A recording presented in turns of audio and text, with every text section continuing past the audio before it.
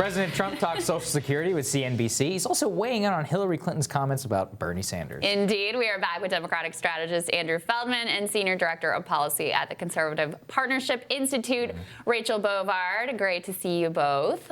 So at the same time that there's a big Social Security debate unfolding on the Democratic side, with Bernie Sanders laying out Joe Biden's track record, Joe Biden trying to hit back, et cetera, Donald Trump decided now would be a good time to weigh in on his thoughts on Social Security. Let's take a listen.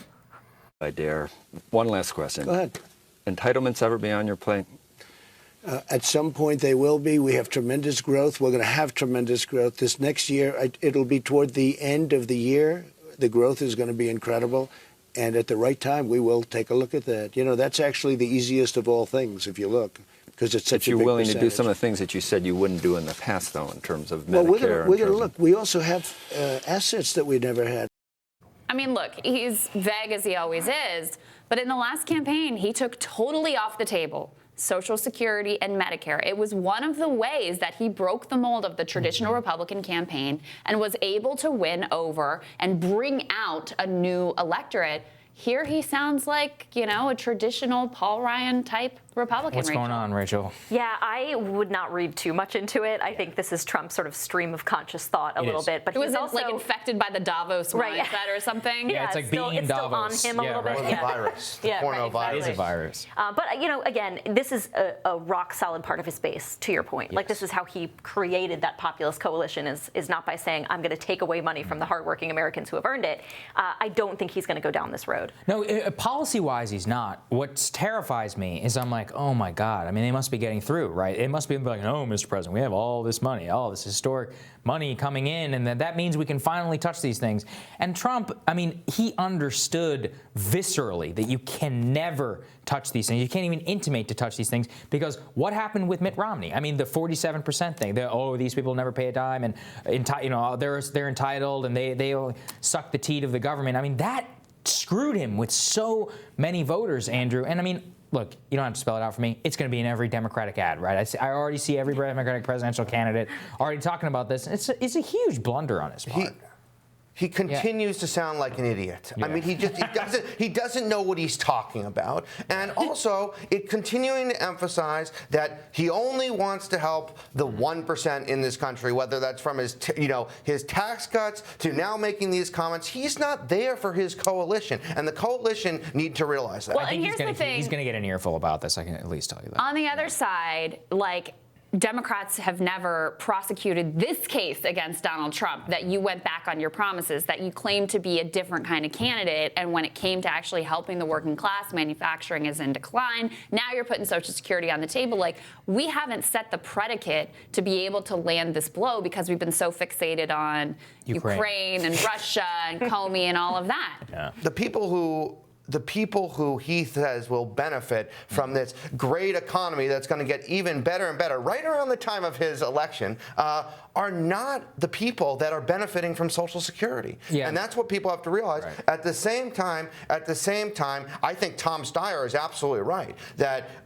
Donald Trump is going to be making the economic case in his re-election bid, and Bernie's doing this, and other candidates are doing this, Elizabeth Warren. We have to be making sure that people really understand what hardworking people across this country are going through. We covered this extensively here, and I gave the big warning, Rachel, which is that, you know, half of all lower income Republicans still feel the economy is not working for them. Tucker Carlson also covered this on his show earlier this week, and it does demonstrate that, you know, only about 25% of the country thinks that the economy is working to their benefit, and of workers and lower income people, I think it's like overwhelmingly they don't feel that way. So a lot of the rot in the American economy remains, and this just makes it a much more risky gamble for his election than it should be. It does, and I think Donald Trump has always had this tendency, right, to fall into the trap that a lot of Republicans fall into, which is if the stock market's doing well and CEOs are getting rich, everyone must be fine. Right. Yeah, and that is not just Republicans. Every politician tends to and that is something you're seeing this internecine battle, I think, a little bit on the right when you have the George Wills of the world finger wagging at the working class, saying, well, we live in the richest country in the world. Right. You know? And, you know, you have Josh Hawley's and others saying, actually, we might have a problem. Yeah, it's a huge civil war, and I mean, rising viewers know it well. At the same time, Trump had some hilarious comments about Bernie and Hillary. Let's take a listen to that. They're really trying to take it away from him again. I mean, when Hillary says nobody likes him, nobody likes her. That's why she lost. I mean, nobody liked her.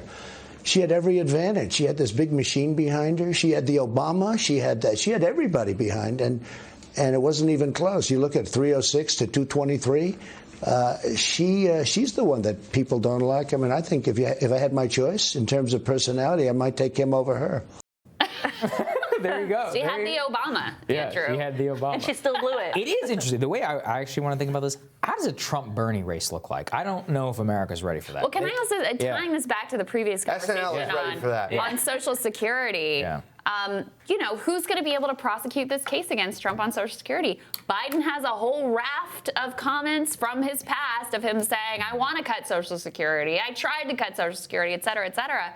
You're not going to be able to land that case when you have yourself, when your hands are not clean on this issue.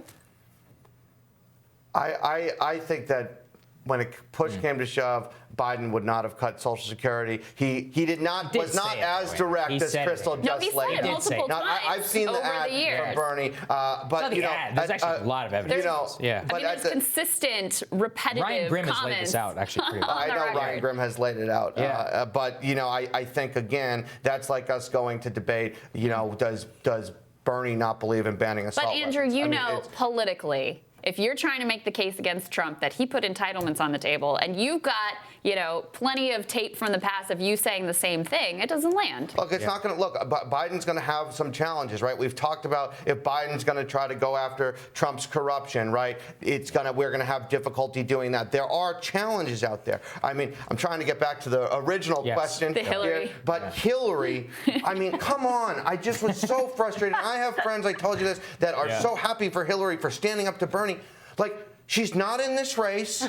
She should be an elder stateswoman of this party, bring people together. And then the next day, she says, oh, actually, no, I'm going to act. Of course I'm going to be. It just is petty. As my mother would say, it's seventh grade. It's not what the party needs. And we need to focus on how we beat Donald Trump. This just plays right into Donald Trump's hand. And Trump is fundamentally right. I mean, if just on the numbers, I think her favorability is 36%, and Bernie's is that is 60s. That is the Donald Trump I overall. I know. Like saying what everybody's thinking and being like, obviously we all agree that this is stupid, or no one liked her. Right. That is the Donald Trump. But what do you think of the Trump-Sanders race? I want to get your opinion. So I'm actually worried about that. I have thought for a long time, because Trump won on the backs of this populist coalition. And this, I think, a Sanders-Trump race gets right to the heart of that. And that race will be about economics. It will be about the working class.